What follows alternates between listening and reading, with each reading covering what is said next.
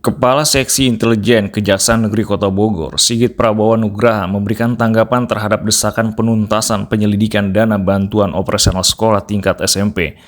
Desakan tersebut datang dari anggota Komisi 4 DPRD Kota Bogor, Sri Kusnaini, pada 6 Desember 2023 lalu. Menurut Sigit, desakan itu bukanlah sebuah tekanan, melainkan dukungan yang memacu Kop Adiaksa untuk memberikan pelayanan hukum terbaik. Ia menegaskan bahwa dukungan ini juga mendorong mereka untuk memberikan rasa adil bagi semua pihak. Hal itu diungkapkan oleh Sigit Prabowo Nugraha ketika ditemui oleh wartawan Bogor Times, Febri Daniel Manalu di Kejaksaan Negeri Kota Bogor pada Senin 11 Desember 2023 lalu. Namun Sigit masih berhati-hati dalam memberikan informasi terkait proses pemeriksaan dana BOS di tingkat SMP itu. Ia juga belum bersedia membuka informasi mengenai saksi-saksi yang telah diperiksa. Saya ucapkan terima kasih kepada anggota Komisi 4 DPRD Kota Bogor atas dukungan mereka kepada Kejaksaan Negeri Kota Bogor, ungkap Sigit. Ia menambahkan, informasi lebih lanjut akan disampaikan jika sudah masuk dalam tahap penyidikan. Sebelum tahap pro justisia, kami memilih untuk belum mempublikasikannya. Tegas Sigit. Bapak mohon maaf mengganggu waktu Bapak kasih intel. Sehat Bapak sebelumnya? Alhamdulillah sehat. Bapak izin mau bertanya sedikit terkait pemeriksaan dana BOS di Kota Bogor, Komandan. Seperti apa Bapak menanggapinya? Yang saat ini lagi cukup ramai juga ya Bapak terkait pemeriksaan ini Bapak. Ada sejumlah SMP Bapak menurut informasinya yang sedang diperiksa oleh APH Kejaksaan. Dan ada desakan juga dari Ibu Sri, anggota Komisi 4 DPRD Kota Bogor Bapak, agar pihak kejaksaan menurut beliau memberikan jawaban atas pemeriksaan tersebut. Harus ada hasilnya begitu Bapak. Mangga Bapak. Ya, terima kasih terkait dengan pemeriksaan yang kita lakukan itu. Nanti kalaulah itu menjadi ranah penyidikan, pastilah kita akan informasikan.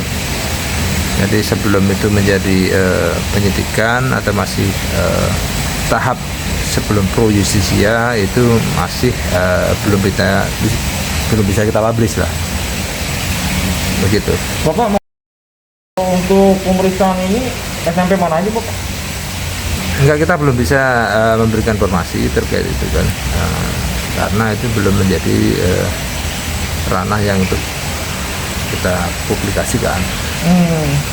Nanti kalau misalnya sudah ada kita kasih pasti kita publish lah. Untuk saksi Bapak mungkin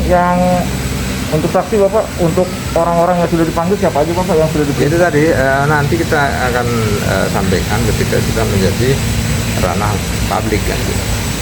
Berarti saat ini belum bisa disampaikan. Belum bisa disampaikan Bapak. Bapak ya nanya-nanya seputar dana BOS yang saat ini sedang diperiksa Bapak. Bapak, kalau untuk pemeriksaan dana BOS ini bagaimana Bapak nanti kelengkapan administrasi mungkin Bapak?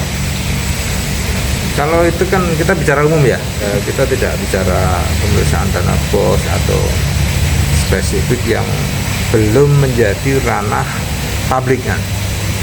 Jadi kalau secara umum tentunya kalau terkait dengan penggunaan anggaran negara itu kan kita berpatokan pada RPJ dia ya, kelengkapan administrasi yang disampaikan oleh pengelola keuangan apakah benar dan bisa dipertanggungjawabkan secara hukum kan gitu.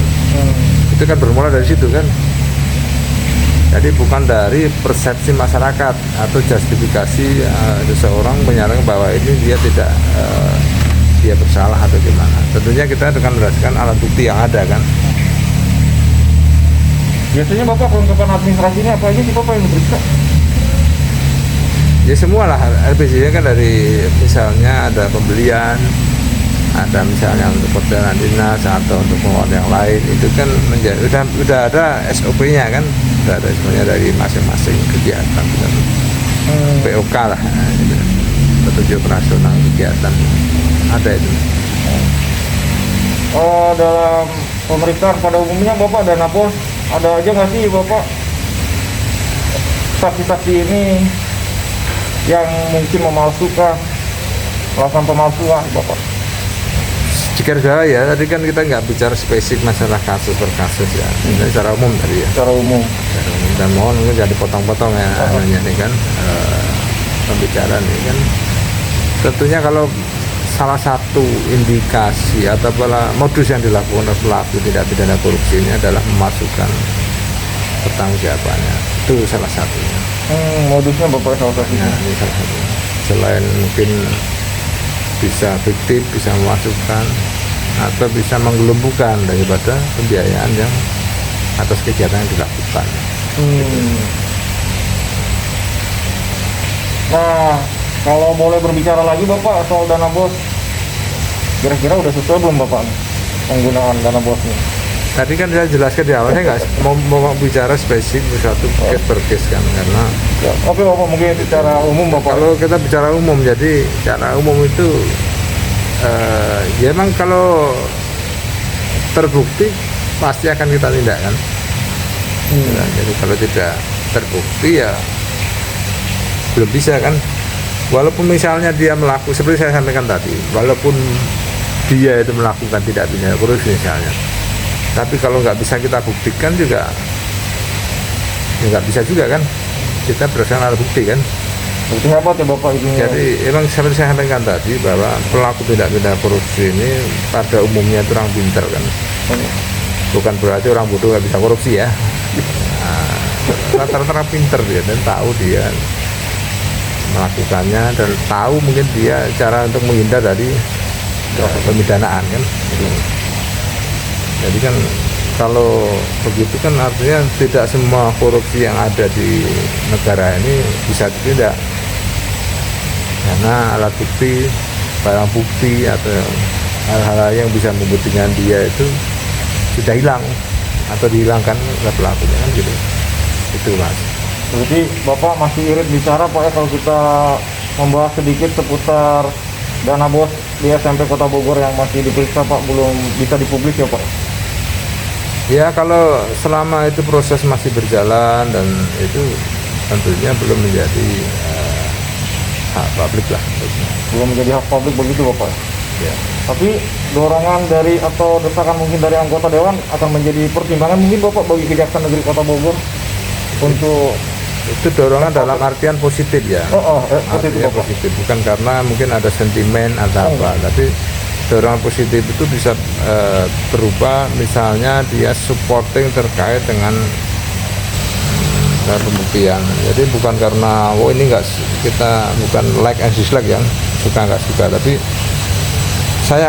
kita akan terima kasih ketika dia bisa mensupporting data dan fakta ya. Jangan asal bicara, ini bersalah, itu bersalah, enggak. Jadi silahkan masyarakat ataupun anggota dewan atau siapapun yang ada informasi, ada fakta yang bisa disampaikan ke kami terkait peristiwa yang tidak pidana yang ada di khususnya di Kota Bogor, silahkan kita terima dengan senang hati. Bapak, ada dua pernyataan Ibu Sri anggota dewan. Yang pertama Bapak memberikan hasil dari penyelidikan ataupun penyidikannya nantinya Bapak, itu yang pertama. Lalu yang kedua Bapak, dalam hal ini juga Ibu Sri mengatakan pernah ada laporan terhadap anggota dewan terkait adanya dugaan kong kali kong atau mungkin diduga yang merugikan keuangan negara begitu Bapak dalam biaya dana sekolah yang berhubungan dengan sekolah begitu Bapak. Namun menurut Bu Sri Bapak bahwa pelapor dalam hal ini ataupun korban dalam hal ini Bapak takut untuk melaporkannya Bapak ke aparat penegak hukum, padahal sebenarnya aparat penegak hukum itu adalah tempat untuk berlindung Bapak. Semua saksi kita lindungi lah, saksi pelapor jika dia mau melaporkan ada indikasi dugaan tidak pidana. Apa Bapak? Jadi prinsipnya itu kan setiap pelapor itu kan pasti akan kita berikan jaminan untuk kita tidak publish siapa pelapor dari atas laporan dugaan tersebut ya. Jadi kalau itu ada, silakanlah lapor ke kami. Baik tulisan maupun tertulis, enggak silahkan. Akan ditindaklanjuti begitu Bapak? Insya Allah sesuai seperti kita kan begitu. Tapi itu tadi semua laporan itu memang misalnya ada dugaan tidak korupsi di suatu tempat misalnya, itu kan tidak semua informasi itu benar kan. Dan kalaulah itu benar informasi, seperti saya sampaikan di awal tadi, itu kalau alat buktinya tidak ada atau tidak cukup alat bukti, kita juga tidak bisa menaikkan itu ke tahap selanjutnya kan. Nah, Bapak seperti apa sih bentuk perlindungan hukum yang diberikan oleh kejaksaan mungkin terhadap saksi ataupun korban, Bapak? Yang pertama adalah kita merahasiakan pelapor. Kalau naik ke penyidikan, masihnya tetap para saksi kan tidak kita munculkan. Nah, nanti ketika dimunculkan ketika dia di persidangan, baru dia munculkan.